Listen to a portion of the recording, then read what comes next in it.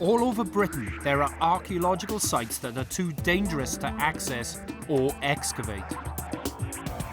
They could contain unique and valuable evidence of our past, which, if not investigated, will be lost forever. EXA is a team of highly skilled archaeologists. Katie Hurst, in charge of excavation.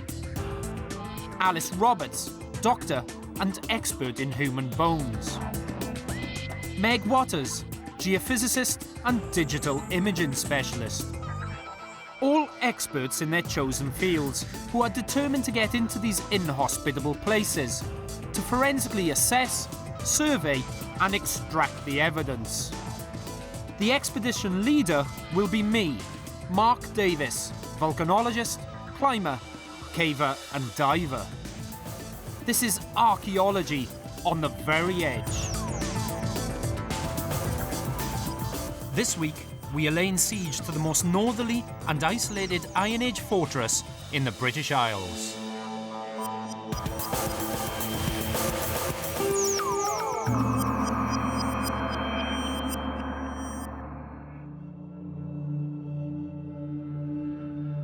This is Bergy Geo in Shetland, a narrow promontory perched on top of 200 feet high sea cliffs. These few stone blocks clinging to the edge are thought to be all that remains of an Iron Age building that must be over 2,000 years old. But what kind of building? Some people think it could be a fortress, others a ceremonial or ritual site. The fact is that no one knows for sure. This is so remote and the site is so precipitous that only a few archaeologists have ever made it out here. We are on an archaeological rescue mission. The Bergy is slipping into the sea, so we are going to have to tread carefully on this crumbling rock to extract any evidence. But before we can do that, we first have to get to the site. Nearer to the Arctic Circle than it is to London, Bergy Geo is at the northernmost tip of Yell, in Shetland.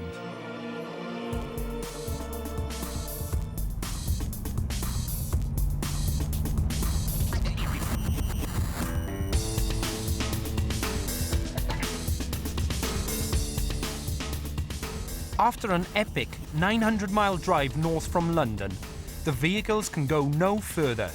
We've arrived at Gloop. This is Gloop Voe, Voe being the Shetland word for sea loch or fjord. This body of water separates us from the archaeology way over there. Now the general plan is for us to ferry the equipment across the water, haul it to the site using quad bikes, but the team on the other hand have opted to circumnavigate the Voe using a more traditional means of transport. Katie, why are we walking? Well, there's been absolute torrential rain for the last 2 weeks and the moors are almost impassable by quad bike. So it's actually much easier for us to walk along the Voe, up onto the hills and then down to the site. But it's also really important for us to have a look at the landscape, see where our site is set in the landscape. Our journey from Gloop, along the narrow sheep tracks along the Voe to Bergy, is taking us through a landscape virtually unchanged since the last ice age. Even today, this is a sparsely populated land, with only a handful of small sheep farms or crofts. I can't imagine anyone at any time in history wanted to settle out here. Yet people are thought to have lived up here for millennia. Fragmentary traces of their settlements are scattered across these hills. Yeah, basically with the end of the Voe there, we're going to go up the valley, which is just right behind us, up the stream there, over the hill, across the peat moor, and then down to our site. It's quite remote, that site. Yeah, it is. It just strikes me as really odd that it's so remote. Yeah. Why would you want to put anything there? There could be a reason maybe why they did settle out there, and I think if we look at the landscape, maybe they came here with their ships and had something going on down here, but then actually gone just right up where we're going to walk and over to the site. Let's go and see. Let's go and see how easy it is to have birthed here and walked across to this settlement. We've given ourselves 4 hours to make our way across the hill of Vigon down to the Bergy, across the most barren, wet and remote peat bog in Europe. On the other side of the bog, our intrepid band of quad bike Sherpas are still bringing in all our equipment and supplies to set up base camp, our home for the next few days. The island of Yell, compared to other places in Shetland, is unknown archaeological territory, with only a handful of prehistoric and Viking sites found or excavated. Archaeologists have known about Bergy Geo since the 19th century, but the site is so remote that no one has ever attempted an excavation.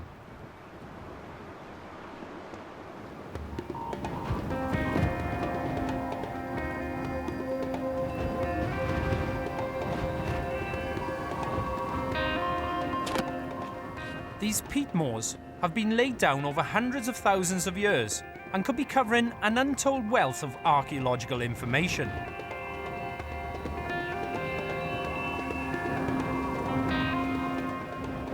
This is an unusual landscape. I mean, there's lots of black peat down in the Brecon Beacons down in South Wales, and I'm used to walking on that. But up here, this is just punctuated with lots of standing water as well, and it's making navigation a complete pain in the backside. I think it's a stone, Mark. It's a stone. Yeah. Oh yeah. That's really weird. Gravestones? There's a load on that little lump There's there. a load over there, Sam. These have been transported from elsewhere, so you wouldn't find these on top of up here in peat bogs. These are the deepest peat bogs in Europe. I mean, they're over 10 metres deep, in fact, probably even the world. So to find rock like that sitting up on top of you here, it can come from two possibilities. It can come from the glaciers, so during the glacial period, the glaciers would have stripped these out, ripped these out of some mountain somewhere, some valley, tunneled on down as it migrated south, and then when it retreated, left these behind. Drop them as erratics. Erratics, that's exactly it. But I don't think so. The other thing is that they've been transported in. But it looks almost that it's been shaped. For sure. I think that's definitely been shaped because it's actually been carved that way. I mean, this is the natural. Well, none of these rocks are marked on the map at all. I don't think these have ever been. They're not marked on the rocks. Do you know what I'd like to do? I'd like to go and, there's quite a few of them. Just go and have a look to see if there's signs of the other ones being, constructed in the same way, shaped in the same way. I would like to take a few photographs of these and get some measurements as well before we head off. The widest point. They have the appearance and size of grave markers, but they shape like miniature Neolithic monuments, and they spread out over several hundred square metres, so it doesn't look like an ancient cemetery. Katie to Mark, where have you gone? You've gone off away from the horizon. Katie, this is Mark. I can hear you.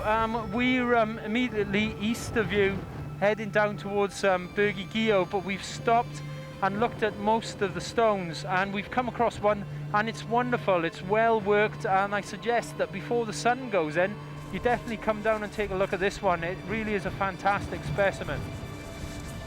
This is so exciting, isn't it? Look at this one. It's Amazing. huge, isn't it? This is the best one of the lot, I think. When I was up there, it just felt as though you were being led from one stone to another. Yeah. You could No. slowly Why would you get led to this high point? Just a thought, but bear with me. If you stand up here,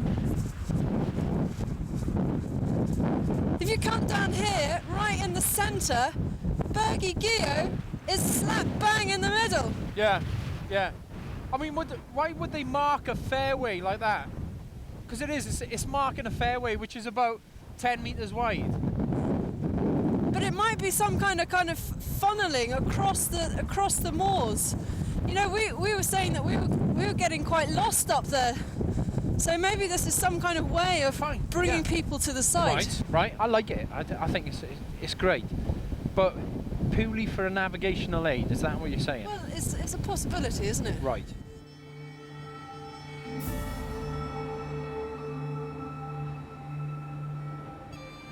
So the walk in has been quite a convoluted process with all this standing water everywhere, but it's absolutely fantastic that we've come across all these standing stones. They're actually slabs of granite that have been shaped and placed there by someone a long time ago. That's evident from all the moss over them. Who put them there? We don't know at the moment, but a fantastic start and justifies totally walking into the site. It's all a bit of a mystery. Could we have accidentally discovered a Neolithic system of route markers directing people to Bergy Geo? But it doesn't make sense. The Bergy is supposed to be Iron Age. Could this impressive walkway be leading us on to something much older?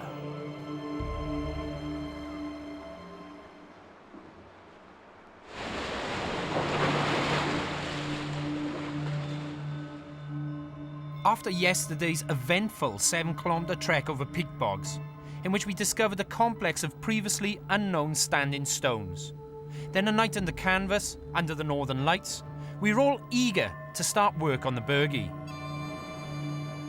This enigmatic ruin on top of these huge sea cliffs. But first we've got to work out an excavation strategy. So we're right here on the site, and we've got a walkway going right out in the little spit of Bergy Geo.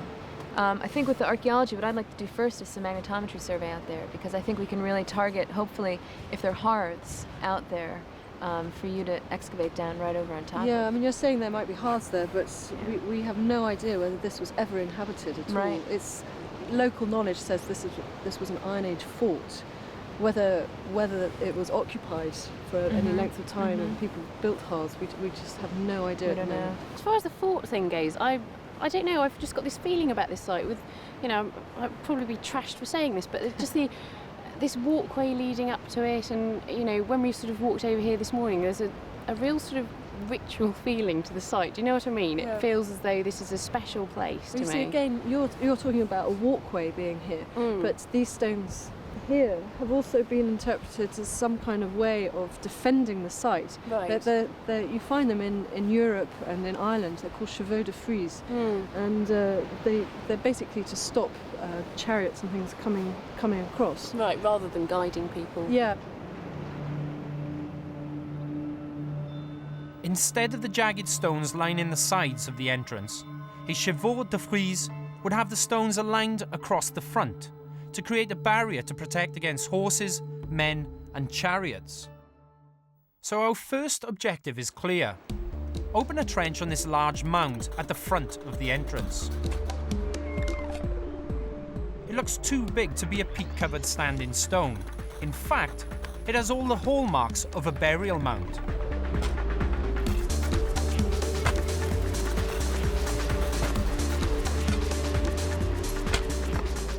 Before Meg can get on the Bergy to do a geophysics survey, the delivery team have to rig up a secure rope access. They can't just put their steel rope anchors in the ground anywhere. We don't want to damage the archaeology or interfere with Meg's geophysics equipment. Our job is made slightly more difficult with Meg's geophysics because they can't coincide. We're using stakes that are made of steel, so that interrupts with the geophys that she's doing. So what we're going to do is run a rope from all the way back here across to the other side, where we can at least give her some form of protection for where she's going to be working on the other side, because you can't put any stakes in there.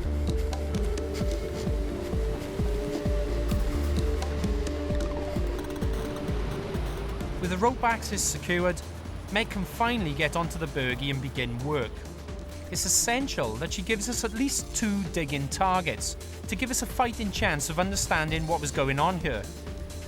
There may be other structures behind the blockhouse facade. There may be traces of burning or burial. Obviously it's very steep-sided, and if you're working out there, digging and carrying stuff and surveying, it's very easy to forget where you are once you've got familiar with being out there and just walk backwards and stumble off something. And the other danger is obviously it's really exposed here. If the winds get up, then there's every chance that we can get a situation where it's so blowy that we'll need to be out here all the time. We won't be able to just go off and leave people to dig, and then we'll need to be monitoring the situation pretty carefully. appearances can be deceptive. Though the site looks pretty and peaceful, North Atlantic westerlies have been known to blow here at over 150 miles per hour. Nowhere in Shetland is far from the sea, so despite enjoying a climate similar to London thanks to the Gulf Stream, the constant saltwater winds means that few crops can grow here. It does beg the question as to how the residents of the Bergy survived. And for how long? In this part of the world, normal archaeological chronology doesn't apply. The Romans didn't get this far north, so the Shetland Iron Age lasted from 500 BC to the 8th century AD, when the Vikings arrived. Shetland archaeologist Val Turner has invited us to Bergy to find some conclusive dating evidence.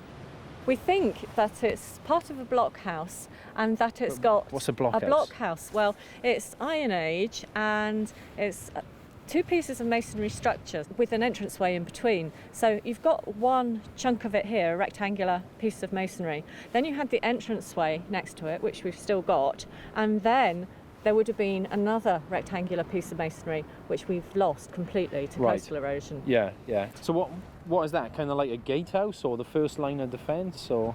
Well, presumably it is something like a gatehouse, and we think it had structures behind it, sort of like timber buildings, and you'd expect to find post holes and things like that. And you would have like animals at the bottom, and then another story with people living on the top, because the warmth from the animals would help to keep people warm. Would have been a substantial structure then? Yes, it would have been.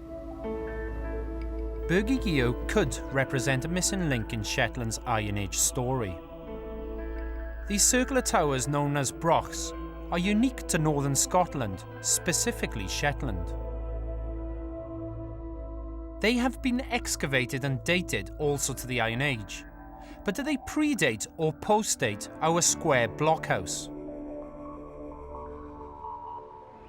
Meg's Mag survey results should provide a digging target inside the structure.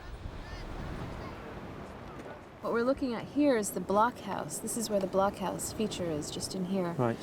And that is a really strong feature. It's black and white. They're really high contrasting features. That's what I'm really looking for. Not necessarily burning. I can't look at the data right now and say that. Okay. We were planning to excavate the interior of the blockhouse, but these hotspots are far too tempting. So Katie's going to open a trench to the rear and side of the visible structures. Due to centuries of high winds, there's hardly any topsoil covering the Bergy, which should mean that the archaeology is very shallow, built onto the bedrock itself. These towering cliffs are eroding from some of the most ancient rocks in the world. They're remnants of the roots of supervolcanoes, which have left quartz veins threaded throughout the sheer cliff face. I've taken over the trench on the entrance mound. No finds, just peat and stones. So Mark, we're actually collecting these rounded off pebbles. Yeah. So look. Yeah, that's it.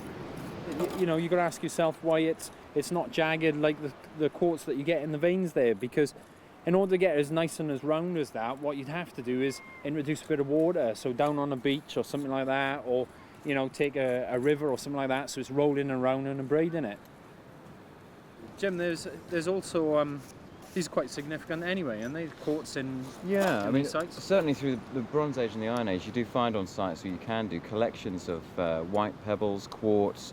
At the moment, nobody really knows what it means, but there's certainly some significance to it, so we should keep our eyes open. Yeah. Someone brought these smooth quartz pebbles to the mound.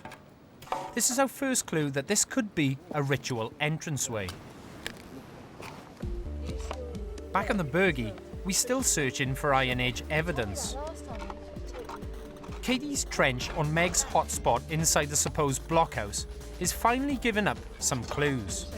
Oh, flecks of charcoal. Oh, is that not very shallow to find charcoal at this stage? Well, it does seem to be, but it's just really Could these flecks of charcoal be our second clue? That this is a ritual site.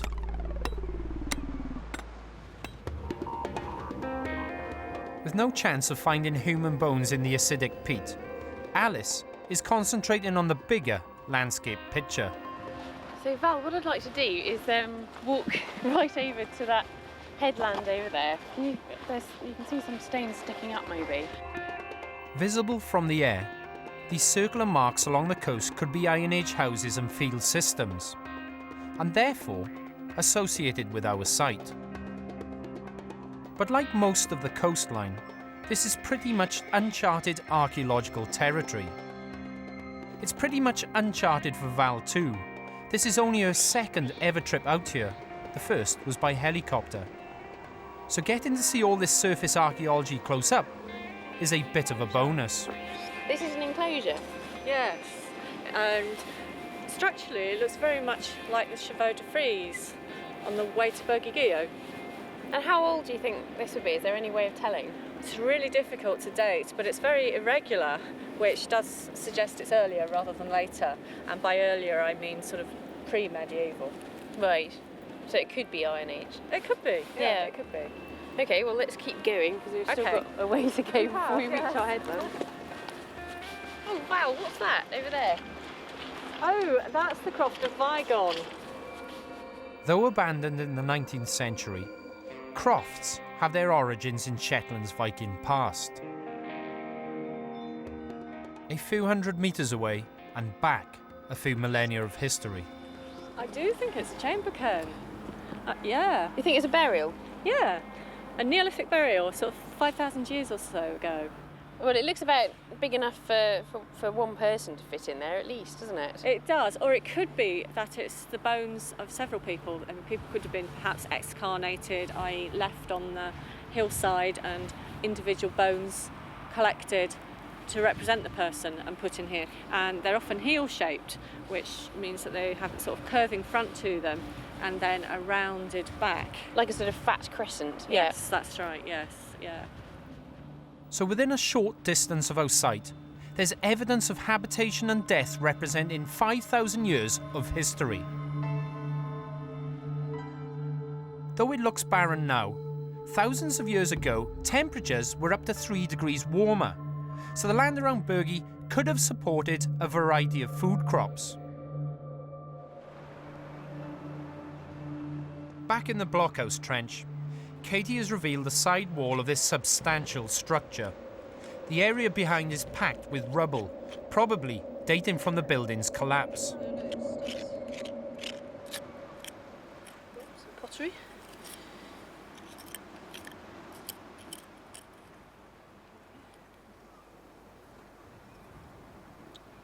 I know it does look like a stone, but if you just clean it up a little bit, you can see that it's made out of clay. It's been blackened probably because it's been cooked on a hearth, and it's much softer as well. You can just scrape your fingernail along it. Our first piece of pottery, and judging by its poor quality, looks Iron Age. And there's a lot more down there. But no such luck in the Mound Trench. I tell you what we've been finding here is lots of quartz. Now I know there's lots of quartz veining along this headland, but as soon as I saw it, it's lovely rounded surface and the edges are planed off, and you know, it's not what you would call a tool, I suppose, is it? Because you'd expect it to be chipped everywhere. So I think it's more likely that these faces have been broken off and the bit that's been broken off has been used as a tool, or been shaped to be a tool, and that's what you get left behind. Yeah. Okay. Well, it's pretty. Did they ever use it for decoration or anything like that? Of course. Yes, they do actually.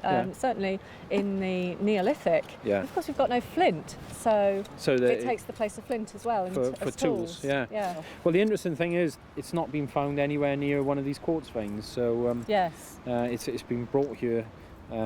Somehow. Indeed, Who knows? Yes. So I think the order of the day is lots of quartz at the moment. Well, that's really interesting. I mean, I wonder if that's significant in terms of this mound and working quartz perhaps here. Okay. So be interesting to see. Both smooth and jagged quartz pebbles don't fit in with the defensive Chevaux de Frise theory. They're also not the sort of things you would find alongside a walkway. So why and how they got here remains a mystery. Jim has excavated right across the mound and has found a pile of stones, indicating a collapsed wall. This has been reinforced and packed with turfs, which are still visible in the cut of the trench. So it's definitely not a burial. It's looking more like the remains of an entranceway or perhaps a building. But with no other finds, and not wanting to destabilise the cliff edge, we're going to have to close this trench down.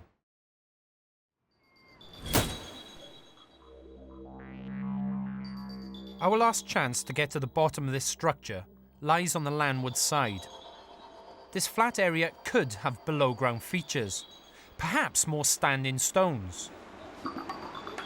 Out here, right before the entryway to the site, it's really interesting to me because if there are any features here, pits, other stones maybe that have fallen down, things like that, I'm hoping to find them right here. And I think based on the numbers that we got in the magnetometry data actually out on the Bergy Geo, it's going to be really sensitive in here. So to get it, it's going to have to be really delicate. So just trying to be very careful. But absolutely nothing, just solid peat. In these latitudes, at this time of year, October, our working day isn't very long. But despite the darkness, Katie's desperate to show us what she's starting to find on the Bergy. I've put this trench over an area where Meg found this really big splodge of very high magnetic intensity. Right, saw that, yeah. And so what we found in exactly that place is this very large area of burning. You see around there? So this is actually within the area that's enclosed by a wall which runs all the way behind you and up to where the blockhouse structure is over there. To me it looks like a hearth at the moment. We're sitting in an area we don't really know what it is. It might be part of the blockhouse, it might be like another room, it might be an enclosure. But you're avoiding my question. I mean, put it in context for us. It's a fire or something like that. Yeah, it looks like a fire, maybe, yeah. Or Yeah. But Val, you think there might be all sorts of wooden structures around here as well? Well, don't that's the other possibility. If it's not a hearth, it could be part of a wooden structure that was behind here that has been burnt at some point. But what does that tell us? Well, the fact that you think there's a what hearth it says to me is that there's been human occupation here rather than for an animal. Well, you've got probably, what, 3/4 of an hour before nightfall, so we need to get everyone back to base camp. You can't work on here without any lights, I'm afraid. I know, so. you're going to have to pull me away, I think, because I'm really excited about this. That's trench. a prospect I look forward to. We start to unravel the mysteries of Bergy Geo. We have a turf wall, and we get into the bottom of what they use the blockhouse for. But the key to this place could be this: quartz.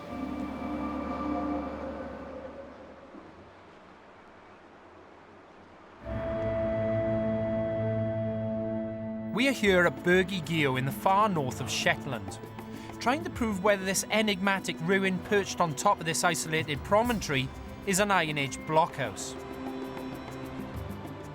On our journey here, we discovered a strange complex of standing stones on top of this barren hill, which will need further investigation. The land around our site is riddled with archaeology, from 19th century abandoned crofts to Neolithic burial mounds, representing 5,000 years of human habitation. But why did ancient man settle in Bergy? It appears that quartz has played an important role in shaping the lifestyle of Iron Age Shetland.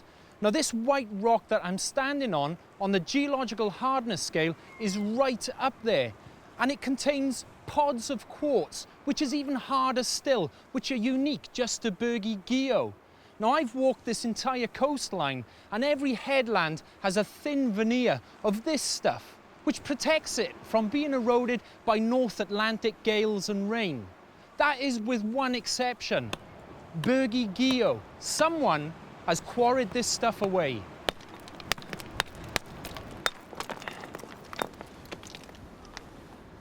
This white rock cross-cuts the entire headland, and it contains pods of some of the most purest form of quartz I've ever seen.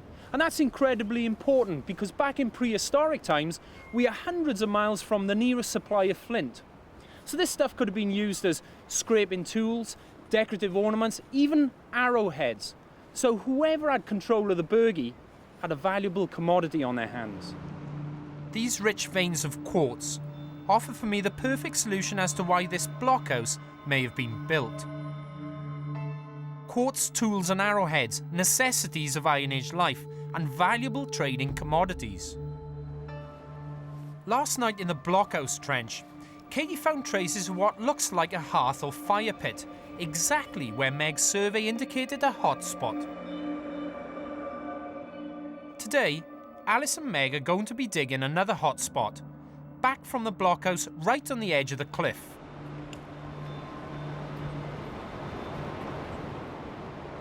If this is another area of burn-in, it would prove that this blockhouse and adjoining structures was much larger than previously thought. To try and understand the layout of the Bergy, we first have to try and understand how much may have fallen into the sea. By laser scanning the cliffs at high resolution, slip scars and slumps become apparent.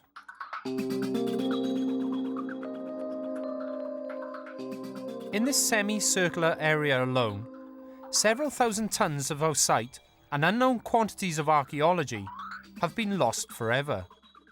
Looking at the blockhouse area, it's also apparent that more than half of the structure has fallen into the sea. At least the area behind the blockhouse seems to be intact. Well, the hearth is more convincing in daylight. Yeah, you can see it really clearly now, coming around here. And I think some of these stones are actually bordering around the edges of it Kind as of well. like what we would do for a campfire, Exactly, you mean, is it? yeah. Okay. But while I was cleaning the trench back, look what I found. A piece of pottery. Why do you think it's pottery then? Well, you can see where the black bit is. That is actually I think it's been burnt clay. Right. It's actually been burnt in the cooking process probably. Yeah. And the mica, all the little white flashy Muscovite bits. mica, we call it in geology. I think that's the temper that they've put into the clay. Yeah. So they probably use local materials to add to the clay. That's why it's so similar to the local geology. The really crucial question is, can you date it? Well, so it looks Iron Age, which is good, that's what we want. But how can you say that that's Iron Age? Just by comparison with other pottery that's been found on Iron Age sites in Shetland. Right. It's the right sort of density, the right sort of inclusions, the right sort of shape, the right sort of coarseness. But when you say the Iron Age, it's a very general term, isn't it? Because the Iron Age in Shetland just spread over such a long period of time. What we really need is a much more specific date than that, isn't it? The other dating puzzle that needs resolving are the standing stones we discovered on the top of the hill. Okay, so we got these quad bikes. It's either this or a 3-hour walk.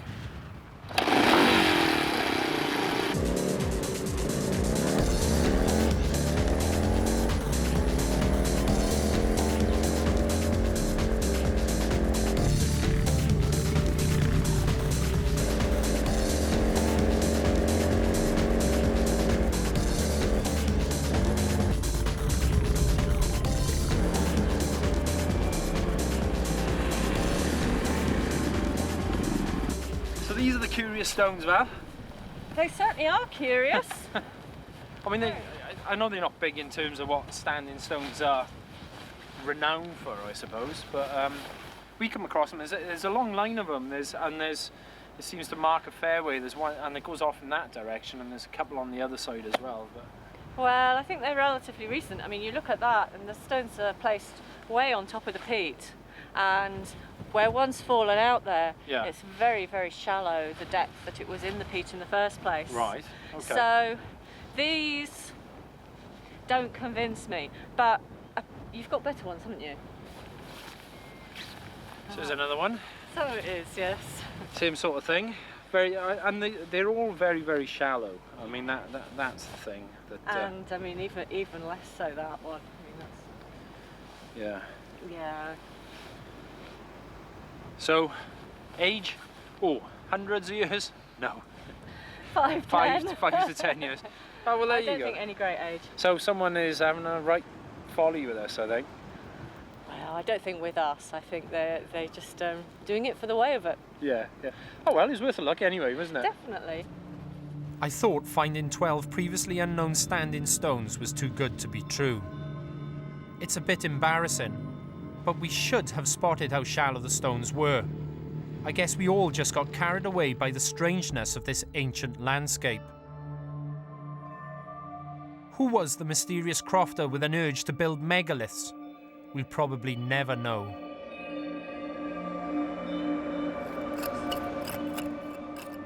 Back on the Bergy, Alice and Meg's trench on the edge of the cliff has revealed another hearth.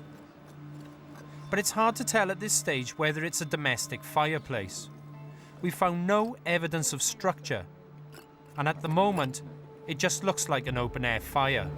There's not a definite edge to it at all. It's not as easy to see as it was on the other trench, that's for sure. There are areas of burning coming up everywhere, now alongside the outer edge of the blockhouse. Bean, this is starting to look really good now. You see this area around here, how dark it is. You see the black there. And then the slightly browner bits there. Yeah, that's burnt soil. This, in fact, looks to me a bit like that hearth that I found down there. Or it could be a post hole. It's actually the right size for a post hole. Somebody's rammed a post in and then it's got burnt. You see all these stones around here? These could be packing material to pack the posts in. Am I right saying this is outside? This is all exterior? Yeah. And this is the wall of the house? That's right. And it continues over in that direction. Right. But what's really strange is how much activity is going on out here.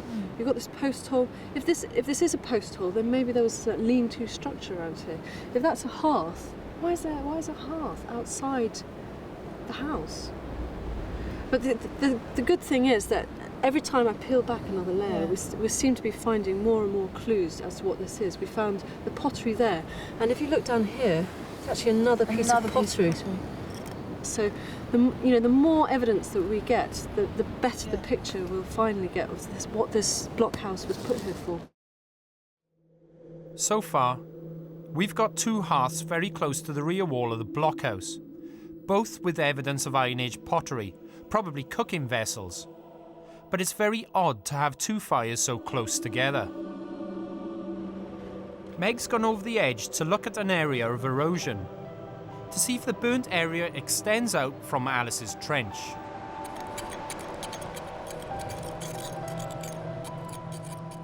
There are lenses of charcoal in several layers right through the section. This must have been a very substantial hearth or fire pit. Looks like it disappears a little bit here. But we did find some pottery down on this level. I was looking around on the surface in the ground and it dropped down, and when I cleaned it off, you can see there's actually some incision in there.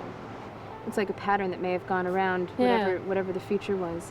So you would have had some sharpened stick or some sort of tool, maybe a bone that they stuck in to make that pattern. Yeah. And we've actually found about 4 pieces of pottery in this area in all different levels. The last couple I just picked out at the bottom here. And Val says they're a little bit finer there. Decorated Iron Age pottery. Another small piece of evidence that proves that people were cooking and therefore living here. Our Iron Age residents wouldn't have been cooking in the open. There must have been a building. Whether it was stone built or wooden, there may still be traces over the edge. But this southern side of the Bergy has suffered the most from coastal erosion. Nevertheless, Mike takes Alice for a dangle to see if there's any trace of man-made structures. So, what exactly are we looking for as we go down here? Anything that looks like burning, any bits of pottery, anything that looks like it might be constructed rather than just natural. I can safely walk up to there, can I? See, all this just looks completely natural, doesn't it? Yeah, it does. There's nothing but rock and quartz at the lower levels. But as they head back up, Alice spots a suspiciously straight line of stones. I mean, unless it's rocks that have fallen down and tumbled to make themselves look like a wall. And it's definitely, I mean, the strata of this one is going this way, it looks like, and then this one's obviously going this way, and those are going that way. That sort of lends support to the argument that this is a wall. I mean, I guess what sort of... A definite stone-built wall, which is proof that the blockhouse was not an isolated structure. Up till now, archaeologists have thought that blockhouses were single defensive buildings. We are starting to accumulate evidence that there was much more going on here. This could be a substantial settlement. But there's still one question that's really bugging me. What were they doing on the Bergy in the first place? Well, from my trench, I can definitely say that people were living there. We've got at least evidence of one hearth, if not two, although the second object that I found may actually be a post hole. It might be a lean-to structure outside that blockhouse. So, and we've got pieces of pot. It looks like people have been cooking up there. So what I really want to do tomorrow is actually extend my trench into the blockhouse and have a really good look inside there. And in my trench, well, mine and Meg's trench, we've got more bits of charcoal coming out. We've got more pots coming up, so it looks as though the activity's sort of stretching further back along the Bergy as well. And there's also a wall. I've dropped off the edge this afternoon and had a look, and there's definitely a wall just below our trench. So there's building further down on the Bergy.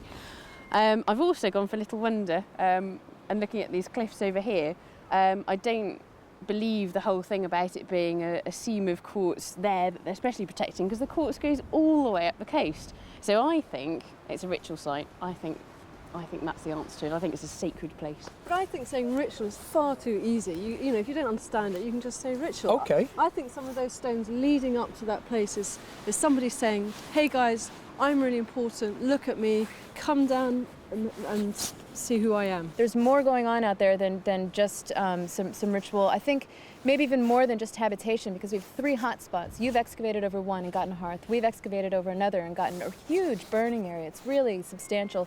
Burnt rock, things like that, ceramics. But the big question for me is, we know it's Iron Age, and we expected that. But what were they doing on the Bergy in the first place? That's what I want to know. That's the burning question for me. Answer me that. I don't know. I really don't know. We've got less than a day left to find out.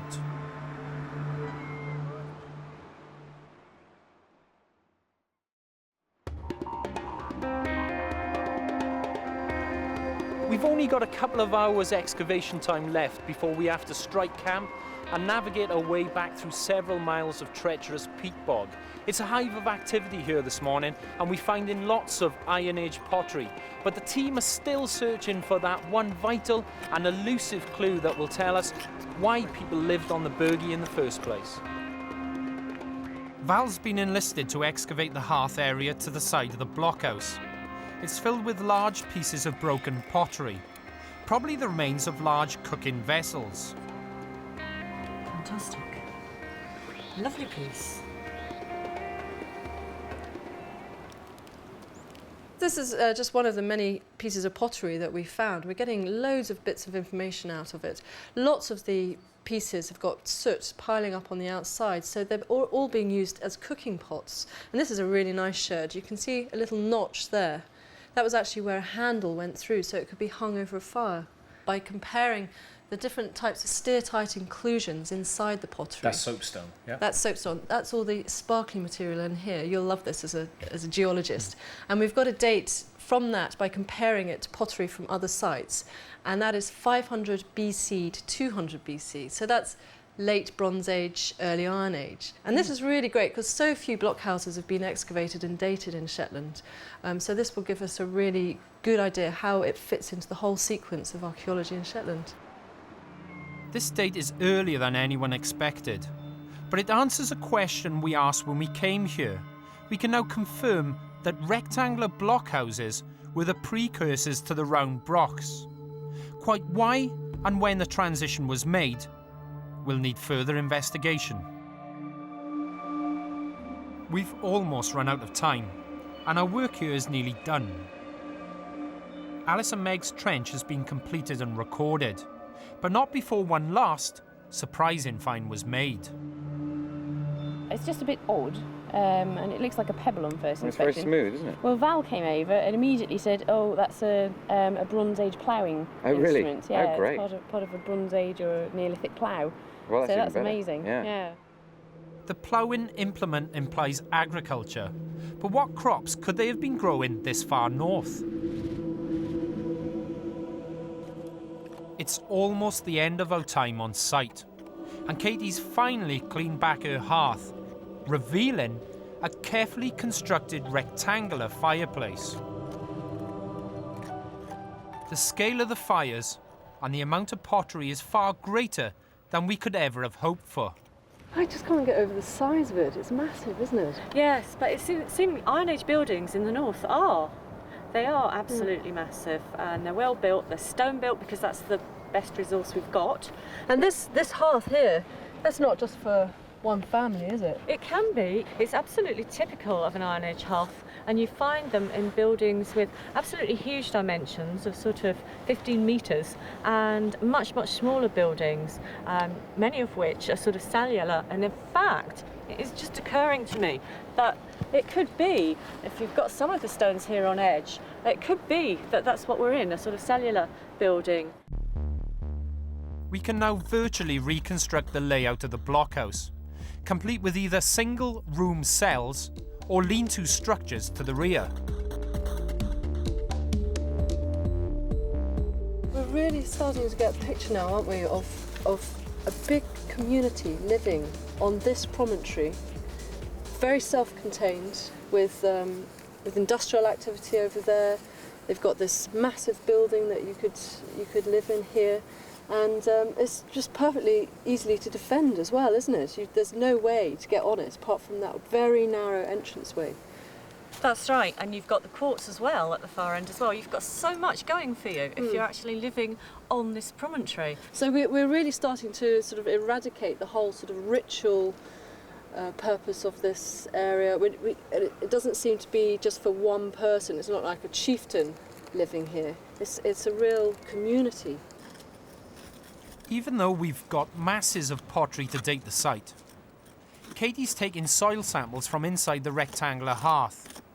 These could contain plant or animal remains, the organic residue of whatever our Iron Age residents were eating. Val, have we contributed anything to your understanding of the site? Definitely, because it had been suggested that these were just ceremonial gateways with nothing behind them.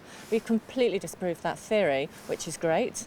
And once we do the post-excavation, more information is going to come out of it. So I think it's been a really exciting and productive time. And the answer to why they lived here? Seems to be that one of Shetland's key resources is mineral wealth of all sorts of different types. So quartz as pure as you're suggesting, I mean, that's every reason to be on this particular area. As we face the muddy trek back to civilization, it's still hard for me to imagine this remote place as a thriving community. The soil samples were found to contain unburnt grains of barley.